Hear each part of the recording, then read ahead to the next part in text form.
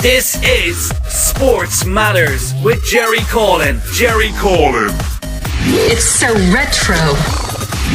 We cover all the biggest sports on the planet. MMA, boxing, snooker, football, darts, you name it, and we cover it.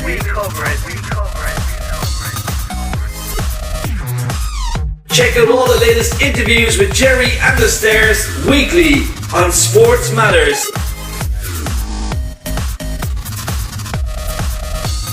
Okay, so welcome to Sports Matters with me, Jerry Coughlan. I'm joined by one of the greatest star players of our time, Mr. Dennis Priestley. Dennis, how's things with you, sir? Very good at the moment, thank you. That's good. And you're quite busy, as always, with the exhibitions all around the world. How's that going for you at the moment? Yeah, no, it's just steady. I don't advertise, Jerry, for work. If people ring me up, I gladly do them. Good stuff. And no doubt you still have that X factor when it comes to darts. I heard you're still throwing quite well. It's consistency now, Jerry. What you lose when you get older and you don't play as regular. I can be good on 1501 and then terrible, just like everybody else. Good stuff. Dennis, just tell us quickly, where does it all start for you first day? What got you involved in darts back in, when it first started? Just friends in the local pub. Used to play darts on a Tuesday, and I used to go in and play crib and dominoes. And there was short in the darts team one evening, and they asked me to play. No trebles on the boards in Yorkshire in them days. In the middle 70s, we used to play on a doubles board. And like obviously darts became so big back then, of course. But like, what was the first pub you was it a Super League back then, back in the UK? No, well, yeah, there were Super Leagues, but I didn't play in that until later on. I only played once a week in the early days, and I first played in a pub called the Miners Arms, which unfortunately now is not a pub. And like, you've done so well. You've had such an amazing career. You've won so many titles. Of course, the World Masters. 2-time world champion. Tell us about winning that World Masters, because back then, of course, that was one of the majors, and it still is a big major today. But what did it feel like, to win that World Masters? Because it's still a prestigious tournament today. Yeah, it is. I think it's a bit easier for the pro now. Definitely, yeah. When I was playing in it, you all started on the floor.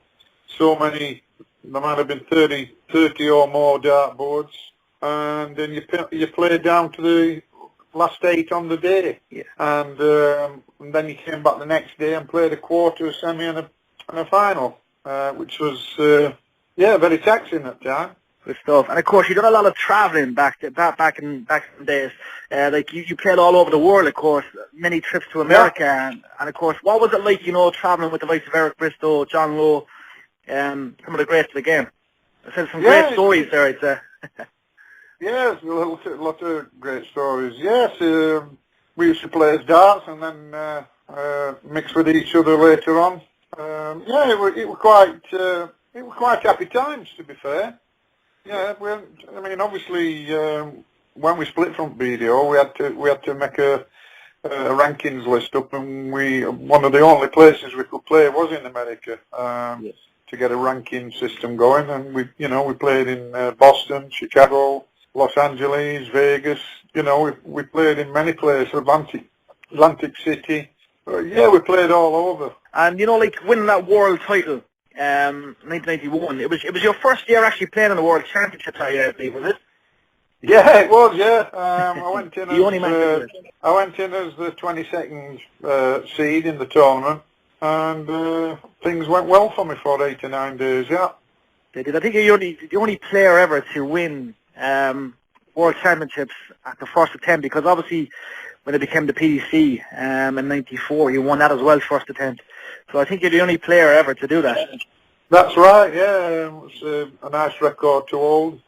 Yes, that's correct, Jerry. Obviously, my first attempt was the World Championship at Lakeside in the BDO, and I was lucky enough to win that. And then the first one at Circus Tavern for the PDC. I remember that well. 94. Great years. And just, of course, tell us about the nickname, the Menace. Where did that come from? Was it just Well, something... obviously, I had dark hair, and my first name was Dennis, and obviously the children's comic, I think it was the Beano or the Dandy, had a guy in called, obviously, Dennis the Menace, and I thought I'll adapt. You know, I'll have the shirt, the hooped red and black shirt, and get some type of identity with that. And it worked quite well for you, in fairness. It worked quite well. I mean, obviously, a lot of people tune into darts, and they might not be darts fans, but they might just remember, oh, that's that guy with red and black hoops on, you know, and the stick to, you know, it sticks to you. It does. The image. It does indeed. And like out of all the great matches you've had, it's probably hard to pick one. But what would be for you your most memorable favourite match when it comes to that? Well, I'll go down in order. I think from 3 to 1. I mean, obviously the number 3 would obviously be the Windmill World Masters. That was one of the hardest and actually the best dart I ever played. In the semi-finals, beating Alan Warriner, I averaged, I think it was 37 a dart. So in them days, that was 90. That was about 111. And in the final, I averaged nearly 36 against Mike Gregory, which was great darts for them. Well, it's still great darts now. If you very good standard. If you're playing finals and you know you're averaging 100. So yeah, that was quite satisfying. And then in later life, Windmill actually sponsor me, so and make my dart. So that's number 3. I mean, number 2 is obviously the PDC one. When I won that one, and I've been lucky really. I beat in both finals. I beat the 2 best players that's ever lived. You know, Eric Bristow and Phil Taylor. You know, beating Phil Taylor 6-1 in the final in '94, and obviously that's what set me on the road to playing professional darts was winning the Embassy in '91, beating Eric Bristow 6-0 in the final.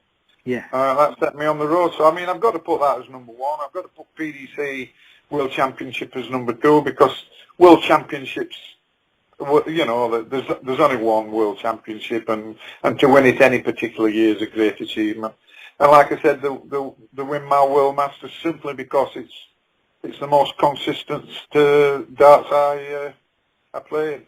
You're true. And I remember actually hearing stories. I spoke to people like Mike Gregory because I remember I was actually over in the Windmill World Masters in 2000, about 16 years ago, and it was still pretty popular around, and it was just you still get the PDC players that were playing in it back then. But I remember people telling me in the practice room, I was always asking me, you know, I was so young back then, I'd say, look, who's the best player you've ever seen in the practice room and stuff?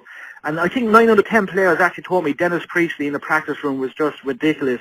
Like you just miss a 9-darter in the practice room, and then you'd follow in the left leg with a 9-darter. Like they said, your practice game alone was ridiculous. It was so good. Well, I think I think the person you must have been talking to, and this relates back to Bobby George. We actually practiced together before we went on to play that evening, and he tells everybody that we played 7 or 8 legs, and I played really well against him, and it's best darts he's ever seen. Yeah. And ironically, I must have left all my good darts in practice room because Bobby went on and won, and I think Alan Warren or Steve Beaton beat me that night. So probably not being as good in practice and took it on stage would have been the ideal thing. Yeah, but it was actually Bobby that told me that story. He just said it was ridiculous. He just said you literally just missed double 12 for a 9-darter, I think, and he said he went in next leg and hit the 9-darter. So just goes to show what kind of a game you've had. And like, what kind of advice can you give to all the younger dart players, you know, the future that are taking up darts for the first time? Well, I mean, obviously you've got the youngsters have got to practice and they've got to be dedicated. There's no shortcut to being a good player other than putting a lot of hard work in, and hard work means practice. Of course, it's essential. And just for argument's sake, I've always wondered, you know, like you hear stories of dart players, you know, when they practice, they put in a lot of hours. Like, what would be the most, you know, back in, you know, when you used to practice quite a bit, what would be the most you put in one day per session practice-wise? Would you spend 8 hours, 6 hours, 10 Oh, hours? no, Jerry, no, I'm nowhere near. I used to, if I played an hour, it'd be quite a lot. Fair enough. Very, very honest man. I appreciate that. And just for argument's sake, any future projects? You're still enjoying the game, obviously, when you do the odd exhibition here and there. You're still enjoying it? Well, yeah, it is enjoyable because you know, with the exhibitions, you're meeting people that have actually come to see you. You know, so I like to give them more time talking to them than and actually playing. You know, they seem to find that very exciting, which is still very pleasing. That people still want to come and see you after being retired so long. Well, you are one of the characters of the game. I can truly say you won't be forgotten because you're one of the founders of the PDC. You're such a bright character through your career. I just have to ask you one more question. Simply, do you think the game has changed much? It hasn't changed much since you've retired. Do you think it's a bigger game now than it was? Yeah, it's changed a hell of a lot. The standards got a lot higher, and the standard by a lot of people is higher. Simply because they're playing competitively most weekends. On the Pro Tour. So playing competitively and against good competition all the time. That's why you've seen the big improvement in averages. Because they're all constantly in the high 90s and low hundreds. So that's the big change, which is shown up. I mean, the biggest thing we had to adapt to when we started, when we left the BDO, was playing with a lot of noise.